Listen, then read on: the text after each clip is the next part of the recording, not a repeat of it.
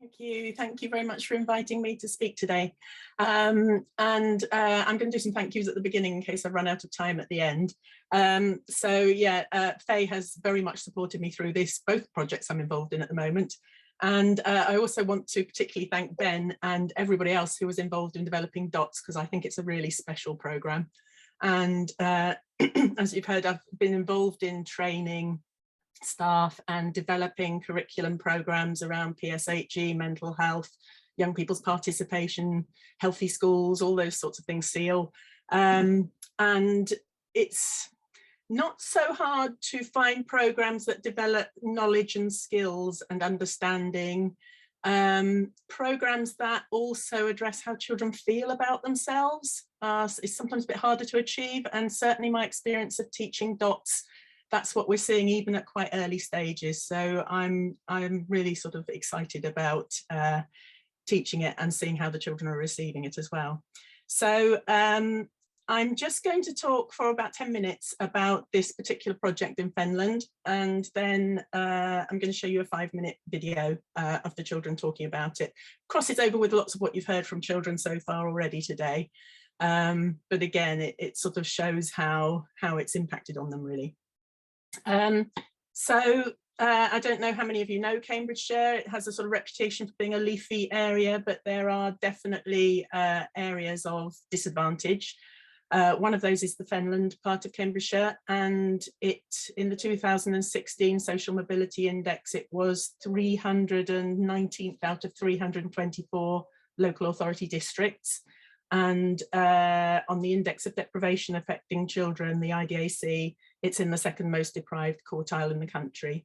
And on average, the children in these schools, there are 25 to 30% pupil premium numbers. So for those reasons, Fenland is part of something called a government opportunity area. Sadly, the funding for that is coming to an end, so we very much caught the end of that funding.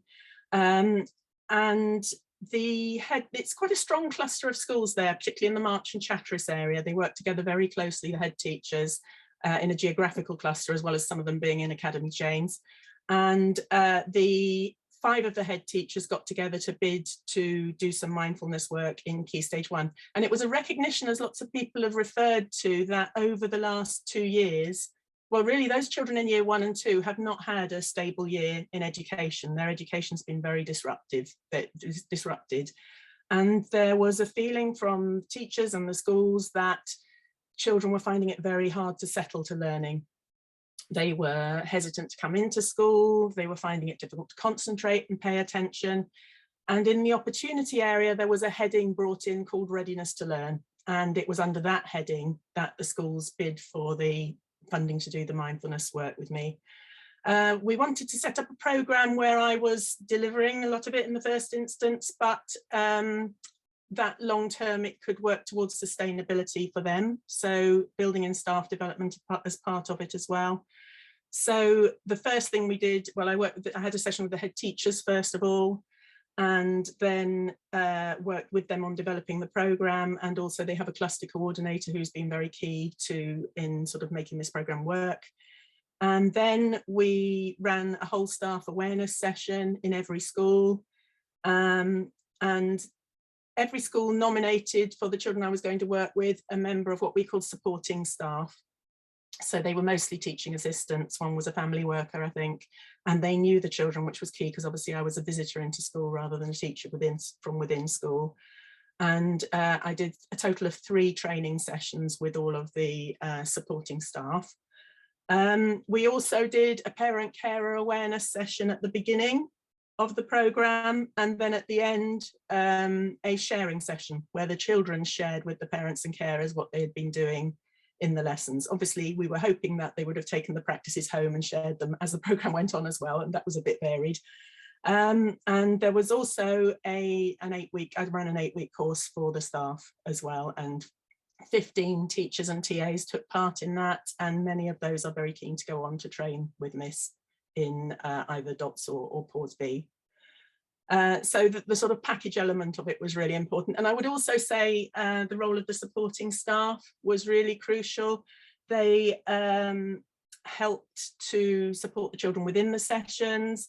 but also I encouraged them to work with the class teachers to try to identify times in the week when they could practice as well. So they put practice sessions in during the week.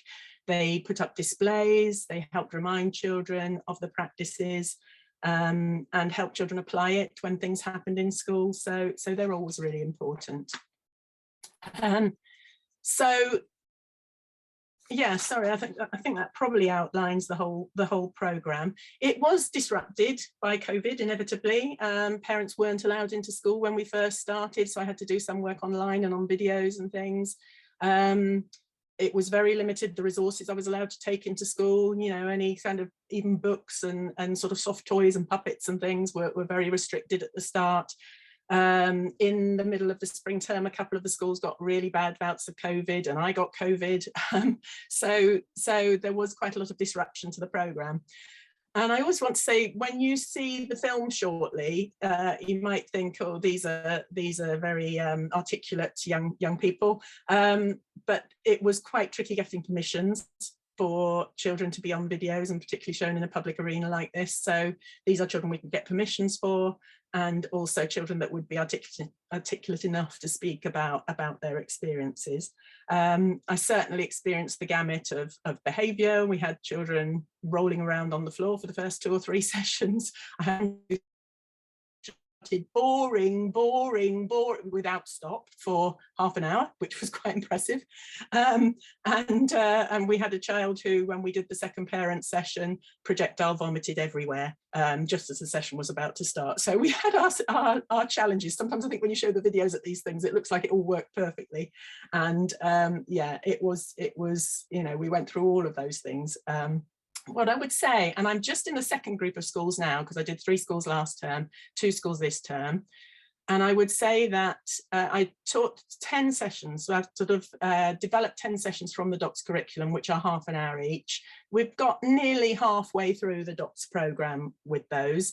I would say after 3 sessions, it's amazing how the transformation starts to happen. So children were very fidgety and distracted and not necessarily even wanting to come to start with. And then by now we're in sort of session 4 or 5, and the same happened last term. They were very keen, and teachers are telling me they're very excited and desperate to get to the sessions and paying attention. And it's really interesting to see how and when that kind of transformation takes place. I'm just going to read you now, just before we show the video, some outcomes, some quotes from the children. We are doing some measurement and some evaluation, but for me the qualitative kind of comments and the feedback that you get are just as valuable, really. So I think just for me, the general impression is a real increase in confidence and resilience for the children. Quite subtle things, so children's ability to hold eye contact, their keenness to answer questions, their ability to join in or their wish to join in, the length of time that they're on task for, that they're concentrating, that they're focused, and for some even just their ability. I say hello at the beginning of the session with their name, and they say hello back to me, just as a simple thing we do at the beginning of every session. And some children would hide at the start or bury their head in their hands, and every child now can just look at me, hold eye contact and say their name, and say hello to me, which is, even that's progress for some of them. And a lot of feedback from teachers, even who haven't had any more input other than the general staff awareness session, saying that they're seeing children more settled in their learning and happier to come into school. So it's really nice to see it's not just happening in the mindfulness sessions, but in normal class and playground stuff going on as well.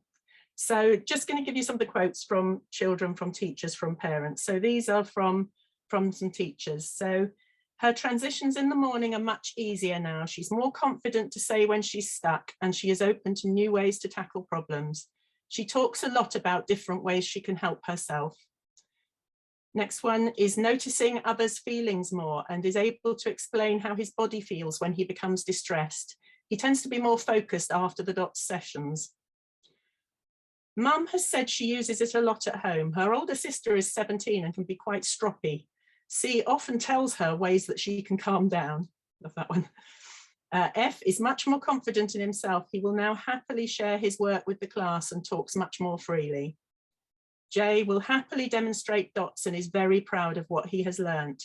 Mum has said she can see a huge difference at home, far fewer meltdowns, their words. He tells them about dots and what they do and how they help him. He said, when you're angry, you can use a dots practice to calm you down, and a breathing one is good. B, we've noticed him using what he has learnt at times of potential stress and overwhelm, and he is visibly calmer for doing so. He is much more able to express himself and explain how his body is feeling. At playtimes, he seems much more relaxed with his peers. He feels much happier generally. And the next one, would previously isolate himself when upset, but is much more able to communicate his feelings now. And we did a case study for each school, and this was the end of one of the case studies, a little boy in year 2. Although we've encouraged him to come out of his shell in various ways over the years he's been in school, we had very little success. The DOTS sessions have made all the difference. And I was talking the other day with the coordinated school I'm working in at the moment, and after just 3 sessions in year 2 at her class, she was telling me about children who were happy to have a go at things where before they wouldn't even try, less worried about mistakes and getting things wrong. Somebody who was so scared about answering questions in front of others that the teacher deliberately wouldn't ask her, and now she's voluntarily putting up her hand to answer questions. And then one little boy whose mum has had to accompany him to the classroom all the time he's been in school, and now he's asking her to leave him at the gate. Just little things, but I think they're really important. And then 2 children who both have anxiety issues, one of them diagnosed, and previously they would cry whenever they met something difficult, and they don't now. They seem able to calm themselves and to solve problems for themselves. So just a couple of bits from parents. It's given him strategies to use when he's feeling stressed. She's expressing herself much more easily now. The teachers have told me he's using his bubble in class when he needs to, and he uses it at home as well. I'm really pleased the school has done this. It will be something we continue to use at home. So delightful feedback there. So I think somebody's, maybe Faye's going to help us see a little video of 6 of the children in year 1 and year 2 talking about their experience.